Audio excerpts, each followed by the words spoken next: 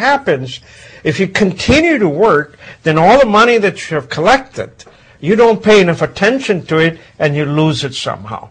So the idea is to make sure you spend time, quality time with your family and others. With your money. Yes.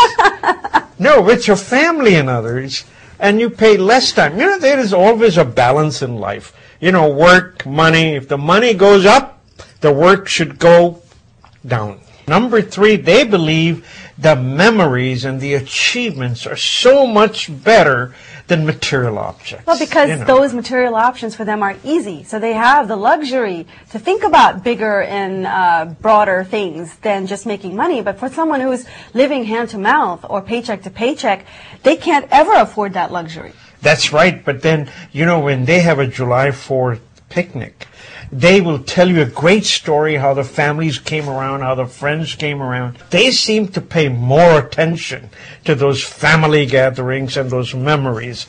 They say, what's your lifestyle leverage?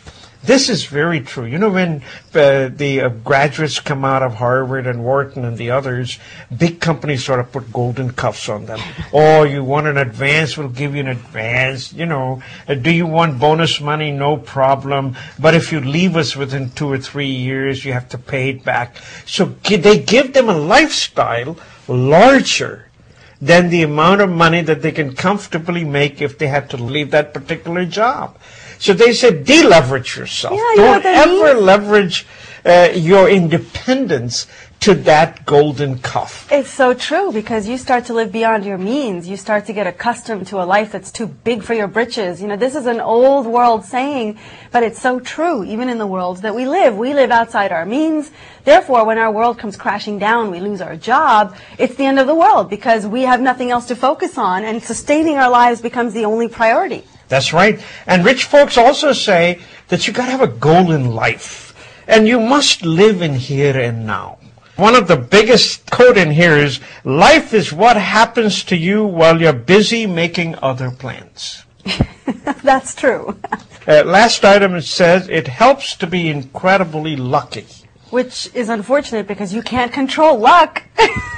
Luck is where preparation meets opportunity. That's a great quote, because that is quite true. If you arrive at the right moment in your life, but you don't have the right equipment with you, then it's a loss. That's right. And to be able to recognize it is also very, very important. And that's why luck counts. So folks, rich people have these ideas of living. Now you talk about the disparity between the people at the top. Oh, my goodness. I can tell you 0.1% of the upper echelon people that make money, they take away 10% of the total compensation of the entire United States. It's even worse than that, Ramesh, actually. I'm sure many of you saw this article in the Washington Post that appeared. You certainly couldn't avoid it with a headline like this. With executive pay, rich pull away from the rest of America. The diversity gap is widening between the rich and the poor. What's amazing is we just went through a recession. We just went through a Wall Street crash. We just went through a place where the American public was disgusted with Wall Street for the large amount of pay we were giving our CEOs. The reality is the world has not changed. You know, we had the census that took place here recently, and out of that census there's a whole lot of new data now showing just how we live, how we work, what our immigration, ethnic demographic breakups are. This is also very interesting from an economic analysis point of view. As you were saying, in 1975, just to show you a status of comparison, the top 0.1% of earners garnered about 2.5% of the nation's income.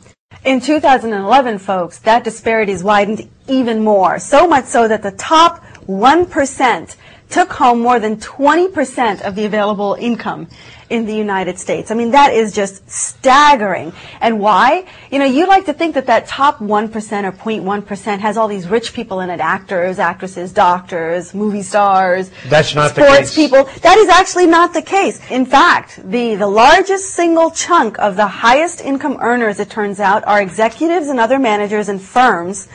These are middle managers for the most part, and nearly 18% were managers at financial firms or were financial professionals. So what that tells you is that culture of Wall Street and of the financial firms and of getting paid at absurd levels in those C-level positions, that practice still continues, and it's getting worse. And that gap is widening even worse. Yes, it is, but I want to tell you one thing. What has occurred is so many of the people are not in the business of actually making things or doing the projects themselves. They become like general contractors. So what occurs is they don't have any poor people working for them. They outsource that to the smaller companies. And that's how they're making the big money. And that's what actually banks have been doing for a very long time. Folks, I want to tell you, no, we are not very happy with this, but what are you going to do? There's nothing in the Constitution that stops you from it. No, and this is capitalist society. It's competition. So people will say this is what, free market trade and capitalism is all about. But here's something else you might want to consider. There are ramifications to this widening gap. According to the CIA's World Factbook, which uses something called a Gini coefficient, by the way, which is a common economic indicator of inequality, the United States ranks as far more unequal than the European Union and the United Kingdom. In fact, the U.S. is in the company of developing nations. That's how bad our disparity is between the rich and the poor. We are now surrounded by countries on this list that include Cameroon, Ivory Coast, and we're just ahead of Uganda and Jamaica. That's the company that we're keeping as a result of our economic stratification that exists here. That, to me, was a shocking statistic. I would not have guessed the United States to fall into that category as a developing nation with respect to its population disparity. Just like Baba Ramdev and Anna Hazare in India have taken on corruption, we need a couple of folks like that up here to see if they can bring that disparity down. Talk about disparity, and it needs to start from the top. Congress has to do their job first. Now, look at Congressman Weiner. He was in Congress for 12 years, and then he had to resign because of sexting. Now, he's resigned, yes, but he is going to benefit up to $1.2 million in his retirement. He only worked for 12 years. He only contributed 1% of his $174,000 a year salary towards pension. But he not only gets from the federal government a pension of something like $25,000 if he retires at the age of 56, or $35,000 if he retires at the age of 62, and then on top of that he will get Social Security also. And then on top of that, he served about 6 years at the New York City Council. He's going to get pension for that too. Are you not outraged? This guy is getting $1.2 million, and all he was doing in his